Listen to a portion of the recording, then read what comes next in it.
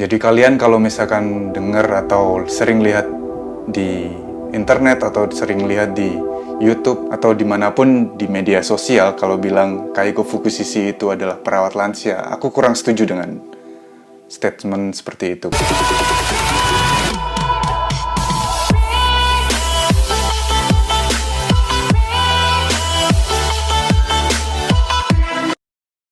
Halo teman-teman, gimana kabarnya kalian hari ini? Kembali lagi di YouTube channelnya Yudi Fresh, YouTube channel yang membahas tentang kehidupan perawat Indonesia yang bekerja di Jepang dan hal-hal menarik lainnya tentang Jepang. So stay tune terus dan tonton sampai habis ya. Oke teman-teman, udah beberapa hari ini aku nggak bisa update video dan akhirnya kali ini aku bisa upload lagi video baru. Dan kali ini aku mau bawain tema yang nggak kalah menarik dari sebelumnya, yaitu temanya adalah pilih Kangoshi atau pilih Kaiko Fukushiki. Nah, kebetulan kemarin di video sebelumnya aku udah bahas sama istriku tentang perbedaan Kangoshi dan Kaiko Fukushiki. Dan aku udah cukup panjang ceritain dan jelasin perbedaannya sama istri. Kalian yang mungkin kurang jelas, bisa diulang lagi videonya atau bisa langsung tanya ke kolom komentar atau DM langsung ke aku di Instagram atau di Facebook juga bisa. Oke, untuk kali ini aku mau bahas tentang pilih Kangoshi atau Kaiko Fukushiki. Jadi teman-teman yang lulusan perawat di Indonesia, kalau ingin bekerja sebagai perawat di Jepang, kalian bisa pilih jalur EPA. Jalur EPA itu dari program government to government dari negara Indonesia dengan negara Jepang.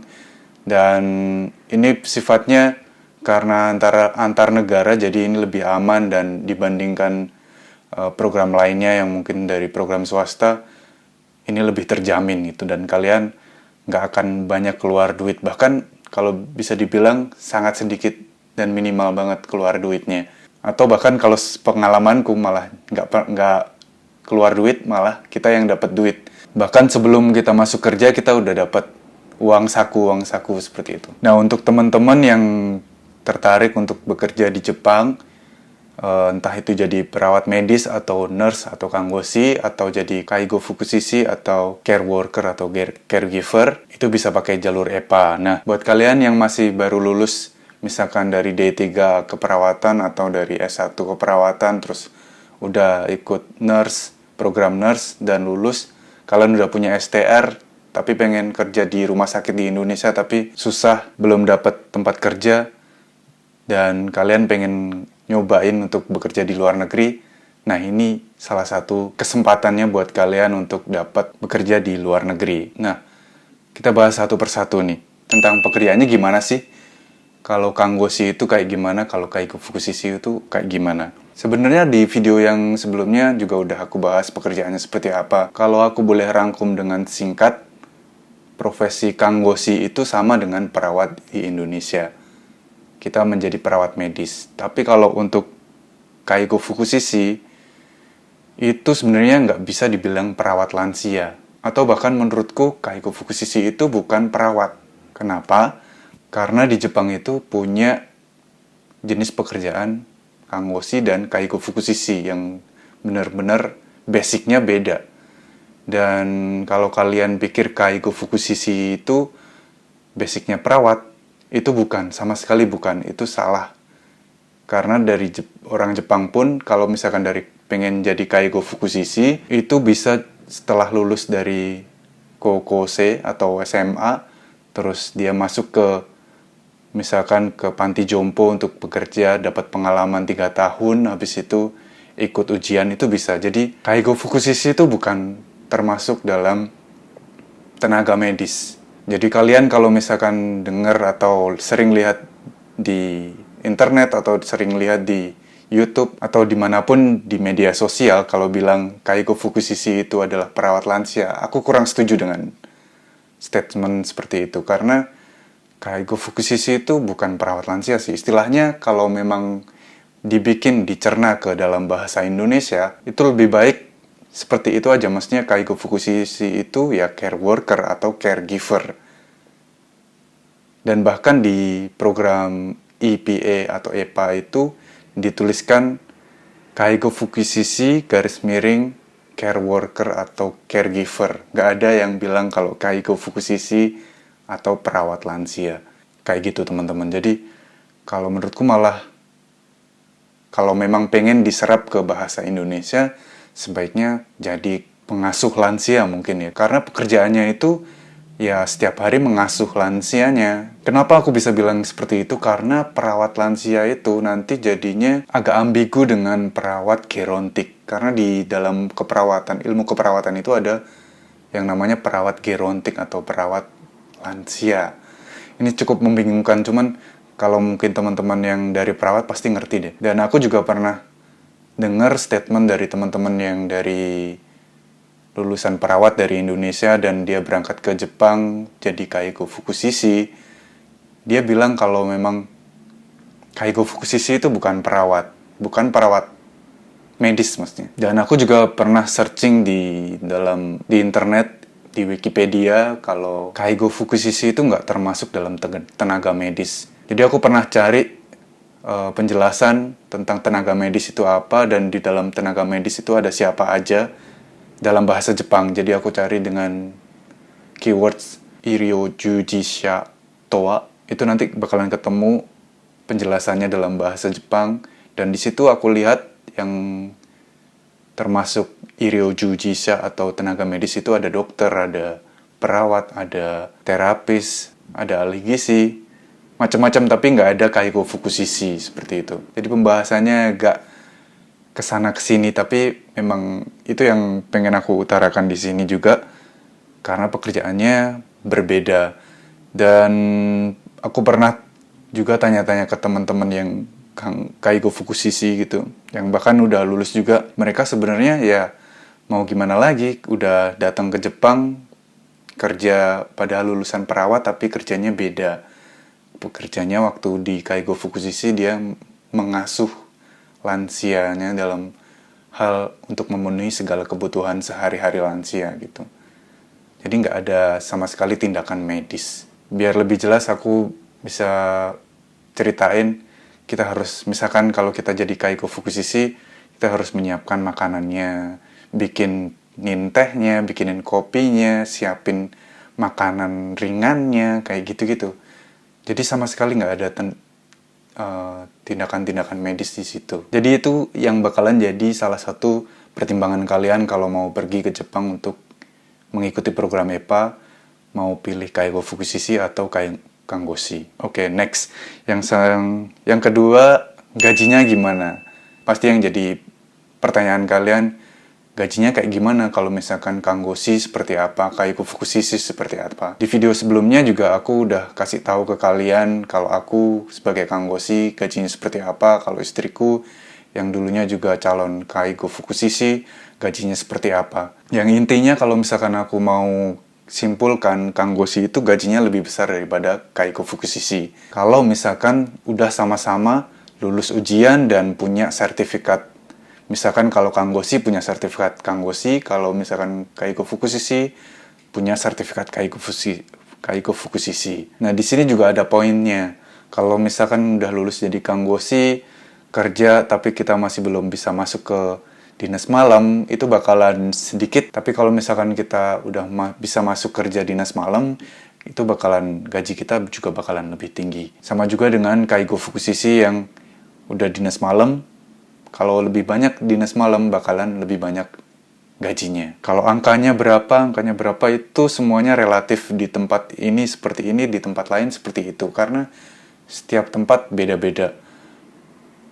Kalau mau dibuat rata-rata, mungkin kalau dirupiahkan di Indonesianya, kalau untuk Kaigo Fukushishi gajinya mungkin kalau yang udah lulus bisa sampai 20-25 juta. Kalau untuk Kangoshi bisa sampai 30-35 juta per bulan.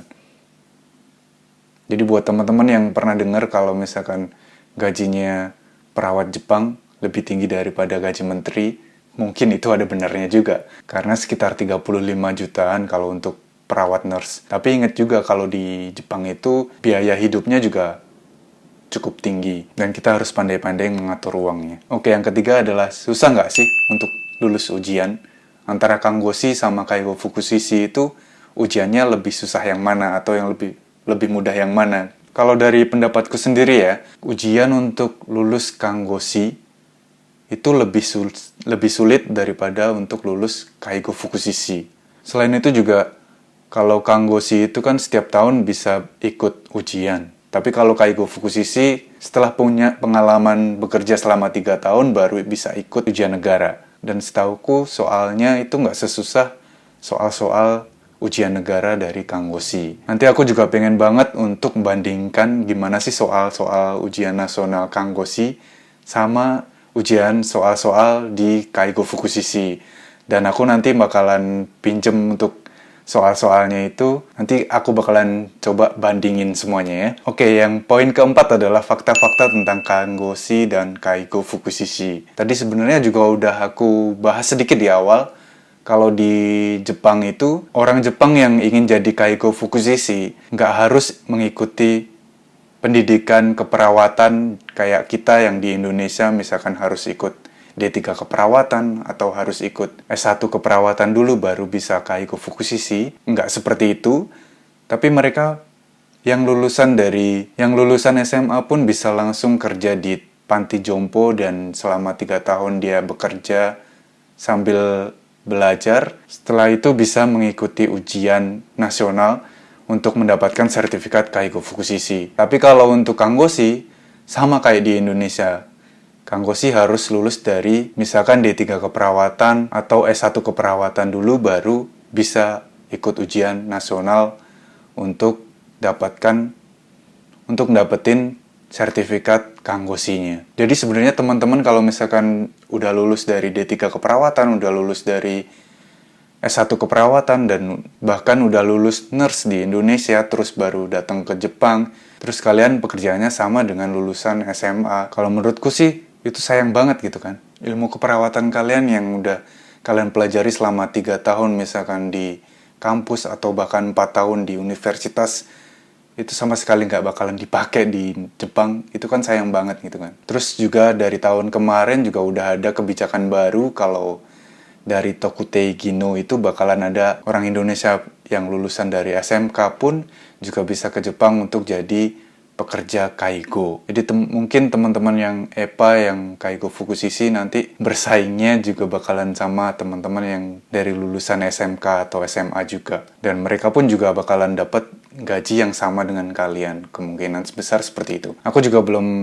ngerti banget tentang hal ini. Nanti kalau misalkan ada waktu, aku juga bakalan wawancara teman-teman yang dari Tokutei Gino yang masuk ke panti jompo dan dia bekerja sebagai pekerja Kaigo. Setelah aku menjelaskan sedikit banyak tentang Kaigo Fukushiki dan Kangoshi, aku pengen teman-teman jadi lebih paham tentang Kangoshi itu seperti apa, Kaigo Fukushiki itu seperti apa. Dan jangan sampai nanti kalian salah pilih. Mungkin kalian yang baru lulus tapi pengen cepet-cepet pergi ke Jepang untuk kerja, pengennya jadi perawat di Jepang, dan ternyata ikutnya di program untuk calon Kaigo Fukushiki, dan sampai ke Jepang ternyata pekerjaannya seperti itu, nggak sesuai dengan apa yang kita harapkan. Dan nanti di tengah jalan bakalan nyesel dan putus asa dan segala macam. Bahkan ada yang mau pulang atau bahkan udah nggak mau terusin lagi dan akhirnya menyerah dan pulang ke Indonesia. Ada beberapa teman-teman yang seperti itu. Dan dulu juga aku pernah dengar dari cerita senpai. Dulu pas awal-awal itu ada bahkan yang di Indonesia udah jadi kepala ruangan, udah punya posisi yang tinggi, dan ternyata dia ikut program EPA, dia masuk ke program calon Kaigo Fukushiki, dan ternyata berangkat ke Jepang. Di Jepang pekerjaannya beda jauh dengan perawat yang di Indonesia. Nggak seperti yang dibayangkan. Tapi selain itu juga ada yang memang teman-teman yang dari Indonesia udah lulus dan punya pengalaman pekerjaan di Indonesia, tapi pengennya yang pekerjaannya nggak terlalu berat atau mungkin yang nggak terlalu tertekan untuk belajar lulus ujian nasional keperawatan di Jepang. Ada juga yang memang sengaja untuk memilih Kaigo Fukushiki. Jadi intinya semuanya kembalikan kepada teman-teman semuanya. Jangan sampai kalian nanti salah pilih dan menyesal di tengah jalan. Oke, gitu aja teman-teman. sharingnya kali ini. Semoga semuanya bermanfaat. Buat kalian yang masih belum subscribe channel ini, subscribe channel ini sekarang juga. Dan untuk kalian yang suka dengan video seperti ini, jangan lupa like, komentar, dan bagikan ke teman-teman kalian semua. Dan jangan lupa juga untuk subscribe channel ini, karena dengan subscribe secara tidak langsung kalian udah dukung channel ini untuk menjadi lebih bagus lagi. Thank you udah nonton sampai habis, dan sampai jumpa di video berikutnya. Bye-bye.